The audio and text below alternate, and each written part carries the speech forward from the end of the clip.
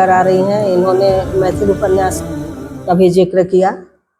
मिथिलानाथ झा जी ने बहुत सारी बातें कही कि ये कालजयिता बड़े बड़े लेखकों उपन्यासकारों की रचनाओं में है। तुलसीदास कालजयी थे, हो गए हैं।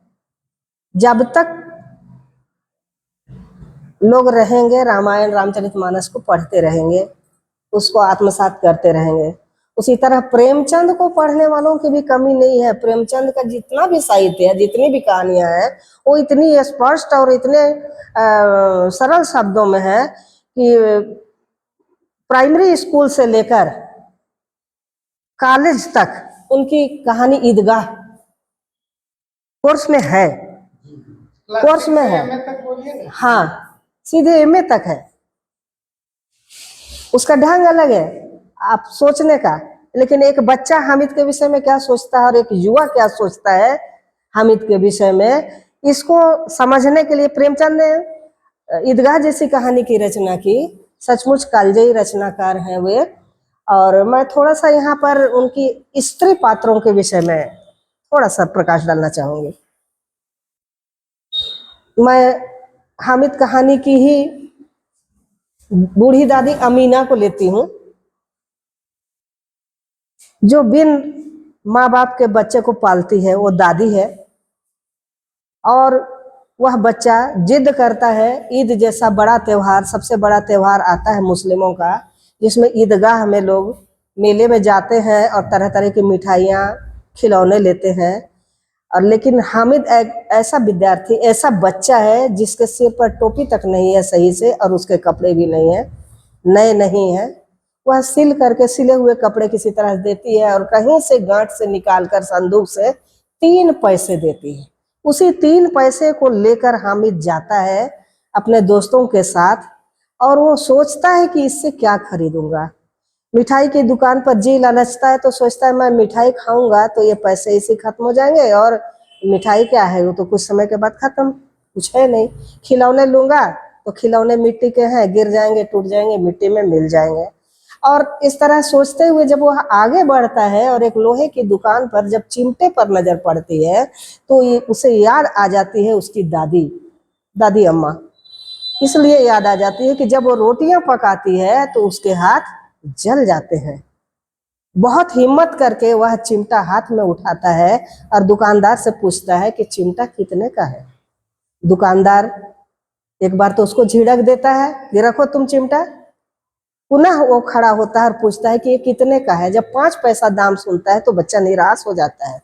फिर घूम फिर कर आता है और उसके बाद बोलता है मेरे पास तो 3 पैसे ही हैं। और उसके बाद दुकानदार को भी शायद उस बच्चे पर दया आ जाती है और 3 पैसे में वह चिमटा खरीद कर दिन भर मेले में घूमने के बाद शाम को जब घर लौटता है दोस्तों के साथ, दोस्त कितने खा पी कर सामान लेकर लौटते हैं, गुब्बारे वगैरह, खिलौने वगैरह, लेकिन वो भूखा प्यासा बच्चा जब घर लौटता है और बूढ़ी दादी उसको देखती है कि हाथ में चिमटा लिए हुए है मेले से, तो उस पर उखड़ जाती है। यह कौन कैसा बच्चा है, इसको खाने के लिए मैंने पैसा दिया और चिमटा उठा कर ले आया। इस पर जब हामिद कहता है कि दादी मैंने हमेशा आपको देखा कि आप जब रोटियां बनाती हैं तो आपके हाथ जल जाते हैं, और इस कारण से मैंने यह चिमटा खरीद कर लाया। इतने में न जाने उस वृद्धा का क्रोध कहाँ चला जाता और हामिद को वो गोद में लेकर दुलार करती हुई खूब रोती है। प्रेमचंद ने यहाँ पर लिखा है कि बूढ़ी अमीना बालिका अमीना बन जाती है और बालक हामिद बूढ़ा हामिद बन जाता है। तो ये गरीबी जो हमें असमय परिपक्व बना देती है, उस कहानी की जो पराकाष्ठा है, उसका जो चरम बिंदु है, यहीं पर दिखाई देता है जो प्रेमचंद ने यहाँ दिखाया है। तो ये एक वृद्धा के मन स्थिति और एक बच्चे की मन स्थिति को किस तरह से वे अपनी कहानी में पिरोए हैं। सचमुच प्रेमचंद मनोविज्ञान के भी महापंडित थे, तभी तो सभी के मनोविज्ञान को पढ़ लेते थे। चाहे वो बड़े घर की बेटी आनंदी ही क्यों ना हो। बड़े घर की बेटी पाव भर घी यदि मांस में डाल देती है तो देवर उसका गुस्सा से बोलता है कि इतना इतना घी कल ही तो आया था, सब खर्च कैसे हो गया। इस पर कहती है कि इतना तो हमारे मायके में नाई कहार खा जाते हैं, इतने घी। इस पर वो तुनक जाता है और कुछ थाली या लोटा फेंककर मारता है, भाभी को मारता है। तो इस पर घर में एक माहौल, तनावग्रस्त माहौल उत्पन्न हो जाता है, झगड़े हो जाते हैं। उसके पति श्रीकंठ बाहर नौकरी के लिए में जाते रहते हैं, उधर ही रहते हैं। जब आते हैं तो उसके बाद यहाँ अलगाव, चूल्हा अलग हो जाने की बात होती है, लेकिन आनंदी ही बचा लेती है घर को टूटने से, वही बचाती है।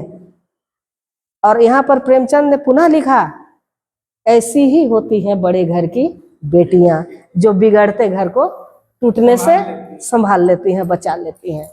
तो इस हर कहानी में उनका इस तरह की जो है कालजयी पंक्तियां, मुझे तक पंच परमेश्वर में अलगू चौधरी और जुम्मन शेख जब रहते हैं और बुढ़िया जो जाती है फैसला के लिए अलगू चौधरी के पास कि जुम्मन शेख के खिलाफ में तुमको आज बोलना है, तुम तो उसके करीबी हो, तुम जानते हो। तब बोलता, ना बाबा ना, मैं तो नहीं बोलूंगा, वो तो मेरा दोस्त है। इस पर जो वृद्धा कहती है वो बात मार्केबल है कि बिगाड़ की डर से ईमान की बात ना कहोगे बेटा। ये बात जब कहती है वो वृद्धा, क्या नाम है सर, मैं भूल जा रही हूँ, खाला जो है, खाला कहती है, खाला ही करके लिखा गया है। खाला जब कहती है कि बिगाड़ की डर से ईमान की बात ना कहोगे बेटा, और कोई भी पंच होता है उसके मुंह पर परमेश्वर का वास होता है, और वो सच्चाई पर ही, सच के ही पक्ष में न्याय देता है, बोलता है। तो ऐसी बहुत सारी कहानियां हैं, उसकी हर कहानी में प्रेमचंद ने कोई ना कोई संदेश दिया है। निर्मला का अनमेल विवाह आज भी है, ठीक है, हम जान रहे हैं बड़े बड़े शहरों में ये नहीं है, लेकिन आम अभी भी देहातों में जहां पर माता पिता की मर्जी से जहां विवाह हो रहे हैं, वहां आज भी अनमेल विवाह है। जहां पर धन की कमी है, दौलत की कमी है, पैसे की कमी है, आज भी किसी वृद्ध के साथ कोई किशोरिका या युवा पुत्री बांध दी जाती है। अभी भी हम लोगों ने भी देखा, बहुत सारा देखने को अभी भी मिल रहा है। तो मैं इसके साथ ही हमारे बीच आज के जन्म दिवस के शुभ अवसर पर मुंशी प्रेमचंद जी को सत सत सम्मान, जिन्होंने समाज को एक नया दशा और दिशा दोनों प्रदान किया है। संस्कृत में एक उक्ति है साहित्य के बारे में, सहितस्य भावः सह साहित्य।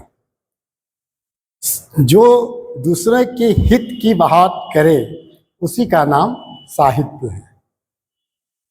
प्रेमचंद जी का जितना भी साहित्य है उनका आप अवलोकन करें तो सभी में केवल और केवल हित की ही बात कही गई है। कहीं कृषक वर्ग का, उसकी रात में आप उठा के देखें तो कृषक वर्ग का जो दर्द है, दुख है, किस तरह से वे अपने खेत की रक्षा करते हैं और उसके बाद भी उनको फल की प्राप्ति नहीं होता है, कृषक वर्ग की व्यथा। अभी आपने निर्मला उपन्यास की चर्चा की है, बेमेल विवाह, वहीं विधवा विवाह, सभी पहलुओं को इन्होंने छुआ है। और जिस पहलू को हम लोग छूते हैं, मतलब कहानी को पढ़ते पढ़ते अगर आपके आंख में आंसू न आ जाए तो वो प्रेमचंद की कहानी नहीं है। मतलब आपके अंदर में लगता है कि उस कहानी को पढ़ते पढ़ते हम भी उसके एक पात्र हैं, और कहीं नहीं कहीं ये हमारे आसपास की कहानी है। वो लिखे तो कब का है, लेकिन अभी भी वर्तमान समय में आप तलाश करेंगे तो आपको हामिद हर बाजार में मिल जाएंगे, हर मेले में मिल जाएंगे। अभी भी हामिद जिंदा है और अभी भी अमीना जिंदा है। जिस घर में गरीबी है उस घर के गरीब के बच्चा को आप देखिए, दूसरे बच्चों की तुलना में उसकी जो मानसिकता है, अभी भी वो बाल मन वृद्धा को पहुंचा हुआ है। ऐसा बात करेगा कि लगेगा कि एकदम बिल्कुल ये हामिद का टू कॉपी है। जैसे हामिद ने खरीदा तो चिमटा, जब उसके उसके बाल मंडली लोग जब उसको चिढ़काने लगे कि अरे तुम बुढ़ा वाला सामान खरीद लिया, तो कितनी वाक पटुता के साथ में उसने अपने सभी मित्रों को जो जवाब प्रस्तुत किया कि सब जो है सुचित्त हो गए, और फिर सबों को लगने लगा कि नहीं सच में हमने गलती किया है और ये अपने जगह पर सही है, वो तो टूट के गिर जाएगा, इसका तो मजबूत है। चिमटा का एक कार्य नहीं, उन्होंने उसी को गुड्डा भी बना दिया, उसी को सिपाही भी बना दिया, कई पहलुओं से उसने जी बंदूक को दिखाया। तो जब व्यक्ति के पास में गरीबी होती है, इसके माध्यम से प्रेमचंद जी समाज को एक सीख देना चाहते हैं कि जब व्यक्ति के पास में कमी होती है तो उसको हर एक चीज में खूबी नजर आती है और उस खूबी को वो समाज के सामने प्रस्तुत करता है। लेकिन अगर व्यक्ति भरा पूरा है तो उसका गुण भी उसको जो है सो अवगुण नजर आने लगता है। तुलसीदास जी लिखे कि हरि अनंत हरि कथा अनंता। ठीक इसी तरह से प्रेमचंद जी ने साहित्य के जितने पहलुओं को छुआ है, आप उसे पढ़ेंगे तो आपको अनंत काल तक पढ़ते रहने का मन करेगा। मानसरोवर उन्होंने एक कहानी संग्रह की पुस्तक है, तो मानसरोवर की जितनी भी कहानियां हैं आप जितनी बार पढ़िए वो लगेगा कि एक बार हम और पढ़ते तो अच्छा है, मतलब जिज्ञासु मन हो जाता है पढ़ने के लिए। मेरा शोध का विषय है रहा केदारनाथ अग्रवाल जी के समग्र साहित्य पर। तो केदारनाथ अग्रवाल जी का जो सोच था सो और प्रेमचंद जी का सोच, दोनों का अगर तुलना किया जाए तो दोनों का सोच समानांतर है। पतिया उपन्यास में केदारनाथ अग्रवाल जी ने समाज का जो चित्रण किया पतिया के माध्यम से, किस तरह से बेमेल विवाह, जैसे उन्होंने निर्मला में बेमेल विवाह दिखाया, उसी तरह से इसमें इन्होंने दिखाया है केदारनाथ अग्रवाल जी ने कि पतिया को उम्र से पहले विवाह कर दिया जाता है। जिस समय विवाह किया जाता है उसमें उसे यह भी पता नहीं होता कि विवाह क्या होता है, और बाद में उसके पति उसे जाकर के अपनी ही पत्नी को बाजार में बेचने के लिए चले जाते हैं।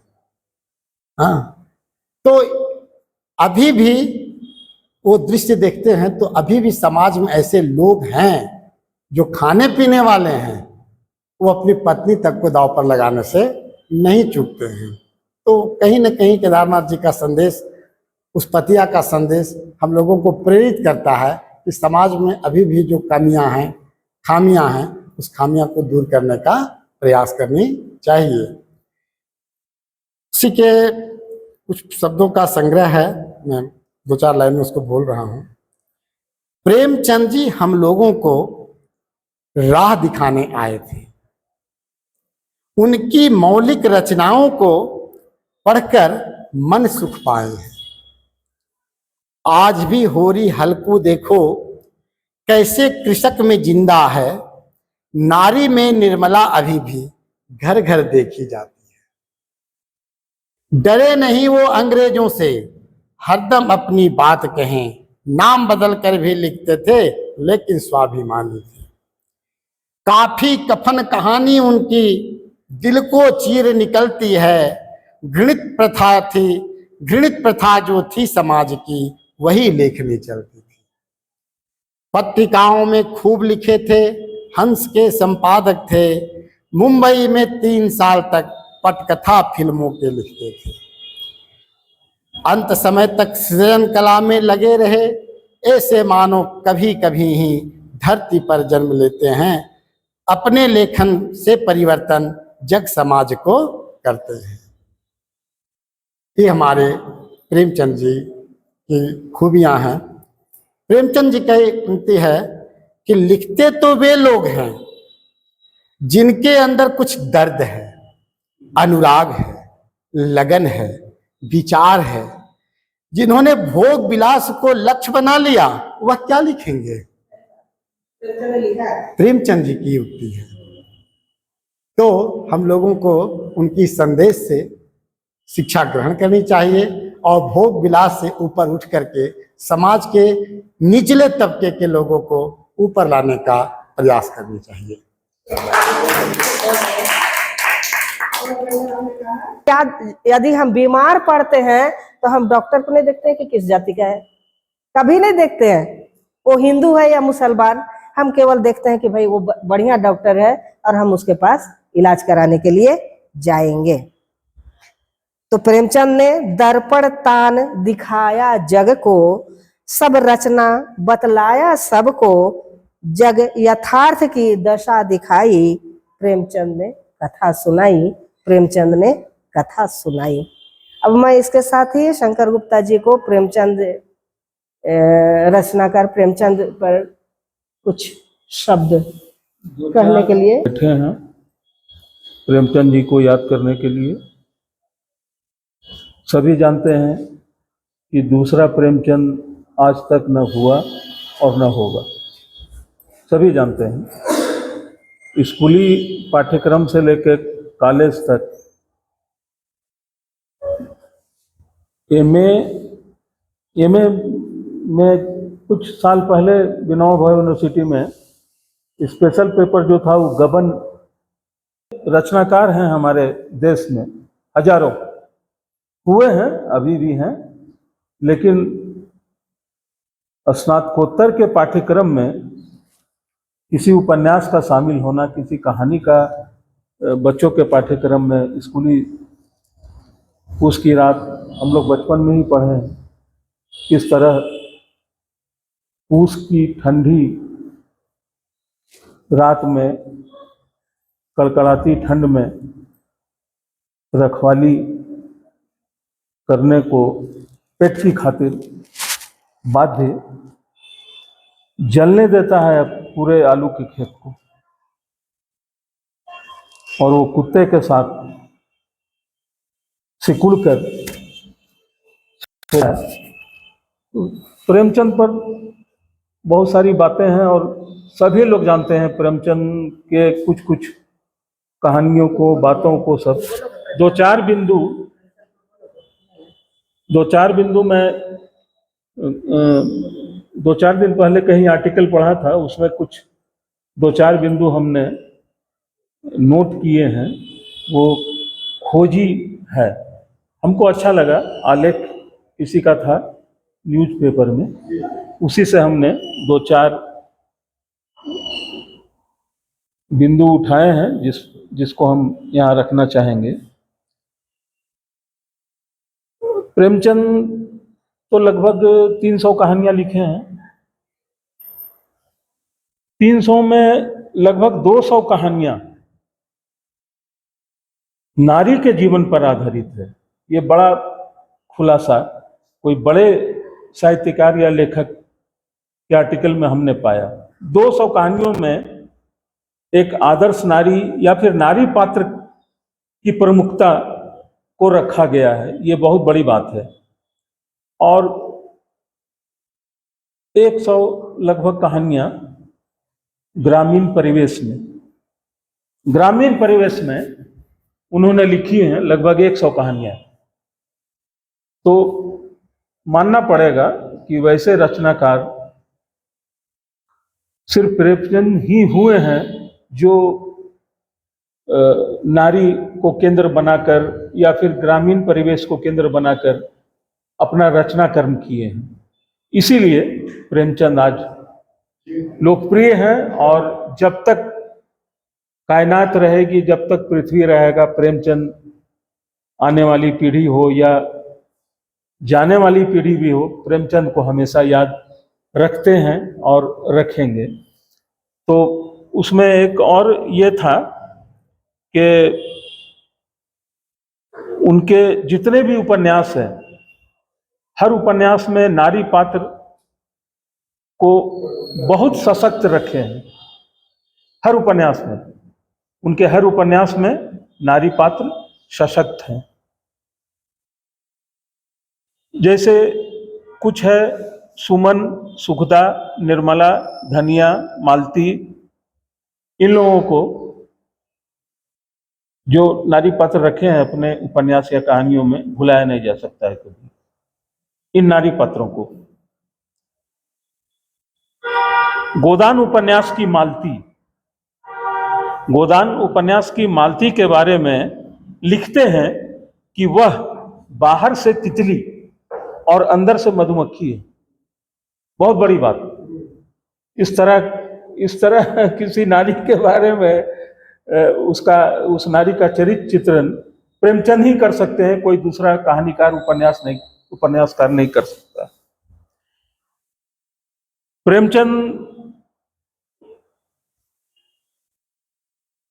का उपन्यास गोदान, उसमें मेहता एक पात्र हैं और मेहता उस उपन्यास में कहते हैं कि स्त्री पुरुष से उतनी ही श्रेष्ठ है, स्त्री पुरुष से उतनी ही श्रेष्ठ है जितना प्रकाश अंधकार से। बहुत बड़ी बात। जितना प्रकाश अंधकार से श्रेष्ठ है उतने ही नारी पुरुष से श्रेष्ठ है। नारी के बारे में क्या उनके ख्यालात थे, क्या विचार थे और क्या उन्होंने लिखा है ऐतिहासिक चीज। बड़े घर की बेटी भी उल्लेखनीय है, प्रेमचंद की रचना, जिसमें पुरुष को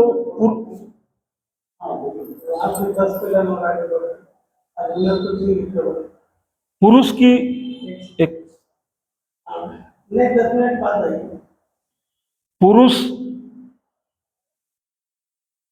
बड़े घर की बेटी में यह उल्लेखनीय है कि पुरुष को स्त्री पर शासन या उन्माद छोड़ देना चाहिए। ये लिखे हैं, पुरुष को स्त्री पर शासन करना या उन्माद दिखाना बिल्कुल छोड़ देना चाहिए हर पुरुष को। और सबसे बड़ी चीज है कि हर कहानी और उपन्यास में स्त्री पात्र को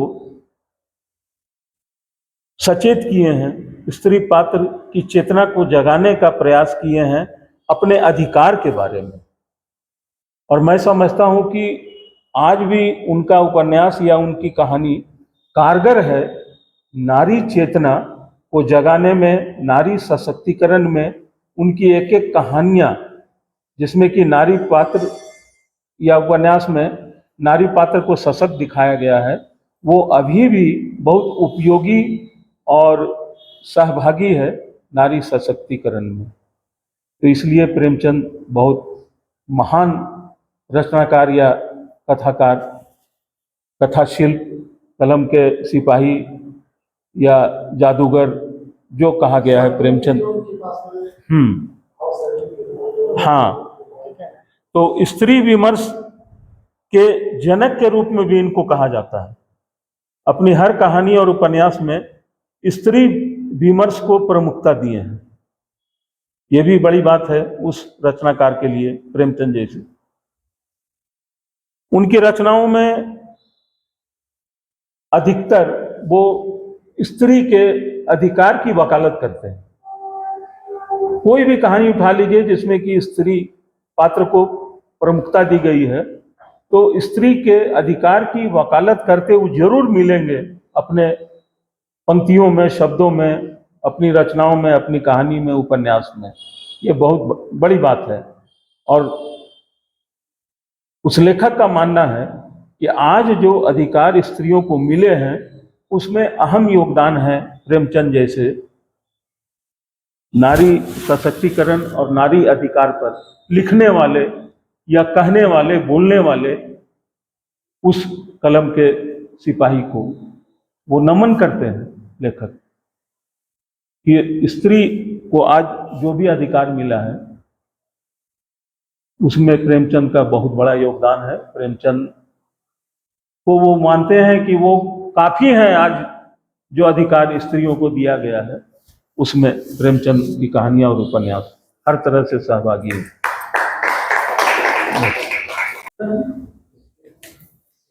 आज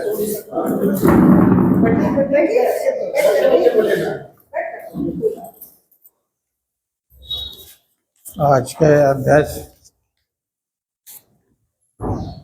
विजय संदेश जी, उर्मिला जी, शंकर जी,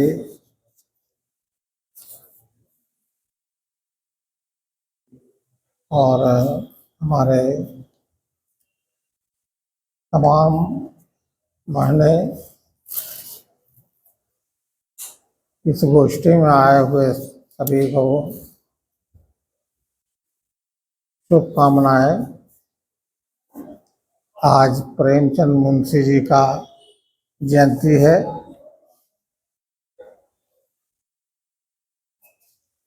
और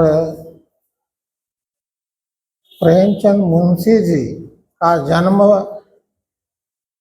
वाराणसी के लम्ही गांव में हुआ था। आज ही के दिन 31 जुलाई 1880 में हुआ था। जैसा कि हम लोग जानते हैं कि मुंशी प्रेमचंद जी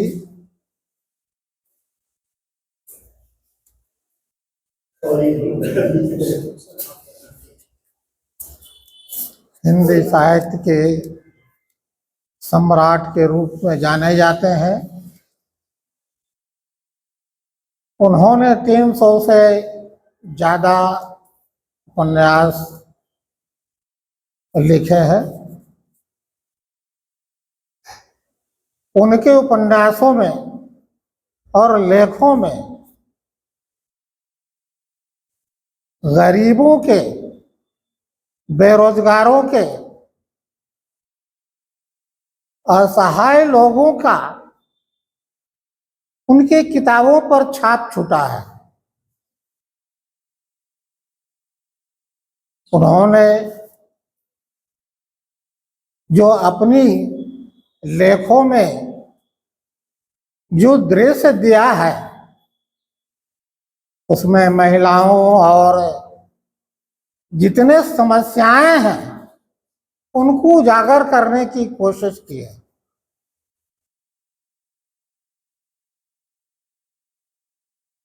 उन्होंने भारत के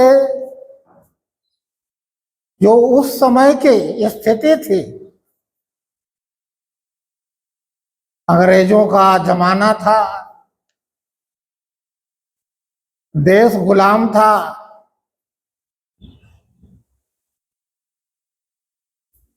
तो देश गुलाम होने के कारण इनको भी वो अत्याचार सहना पड़ा।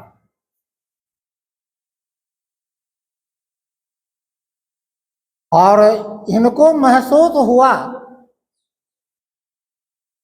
कि भारत में जुल्म हो रहा है, और उसी के आधार पर इन्होंने अपनी रचनाएं लिखना शुरू किया।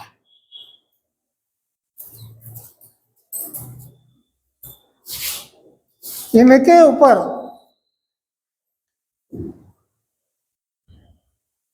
अक्टूबर क्रांति की बहुत असर हुआ। रूस में लेनिन द्वारा जो क्रांति की गई, उनका इन पर भी प्रभाव पड़ा। लोग समझने लगे कि क्या ये साम्यवादी हैं या कम्युनिस्टवादी है।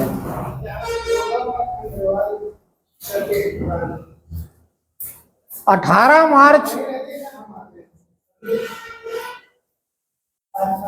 1928 को एक मीटिंग हुई थी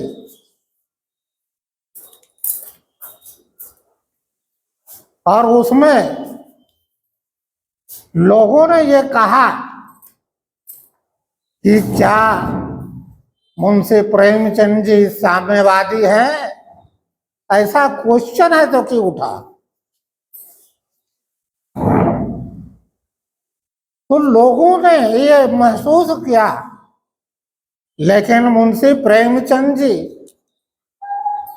साम्यवाद को लाइक करते थे, पसंद करते थे, क्योंकि वो चाहते थे कि पूंजीवाद जो यहाँ जो पनप रहा है उसे खत्म किया जाए। और खत्म कैसे होगा? साम्यवाद के लाने से खत्म होगा। इसलिए मुंशी प्रेमचंद जी ने अपने कई लेखों में भी उन्होंने ये कहने की कोशिश किया कि साम्यवाद से ही इस देश को कुछ दे सकता है, पूंजीवाद को खत्म कर सकता है। उस समय कई राष्ट्रों ने, अमेरिका हुआ, जापान हुआ, फ्रांस हुआ, रूस हुआ, इसमें आंदोलन हो रहे थे। आंदोलन क्यों हो रहा था? कि यही पूंजीवाद और साम्यवाद को लेकर के आंदोलन हो रहा था। गरीब मजदूरों के लिए हो रहा था, बेरोजगारों के लिए हो रहा था। तो मुंशी प्रेमचंद जी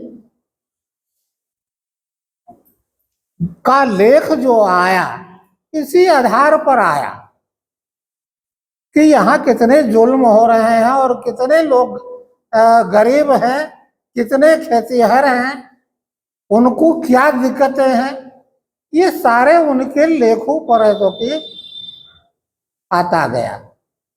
और उन्होंने एक नहीं अनेक किताबें हैं तो कि इस तरह के लिखी हैं, जिनको आज सारे दुनिया में है तो कि पढ़ा जा सकता है, सारे दुनिया के लोग पढ़ रहे हैं।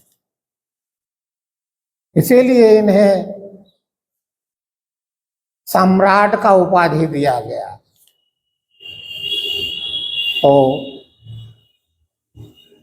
मैं ज्यादा कुछ नहीं कहूंगा, इतना ही मैं अपनी बातें समाप्त करता हूँ।